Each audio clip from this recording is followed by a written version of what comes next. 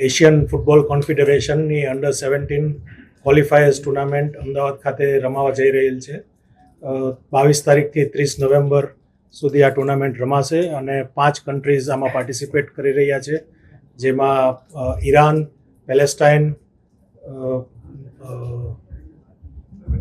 લેબનન અને Chinese Taipei India સાથે રમી રહેલ છે. અને આ ટુર્નામેન્ટ 22, 24, 26, 28 અને 30 તારીખના 5 દિવસ બબ્બે મેચ છે, જે 4:30 અને 7:30 કિક ઓફ ટાઈમ છે. ઇન્ડિયાના મેચના ટાઈમિંગ્સ 7:30ના છે અને ઇન્ડિયા ટીમ 22 તારીખે, 26 તારીખે, 28 તારીખે અને 30 તારીખે રમવા જઈ રહેલ છે.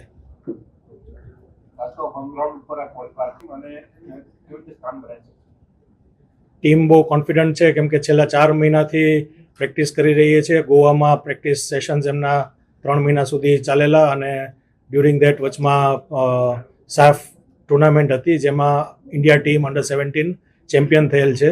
અને પછી ચેમ્પિયનશિપ પૂરી થયા બાદ ચાઇના ખાતે રમવા ગયેલ. ત્યાં ચાઇનામાં 2 મેચ રમેલ અને ત્યાં 2 મેચમાંથી 1 મેચ માં વિજેતા થયેલ.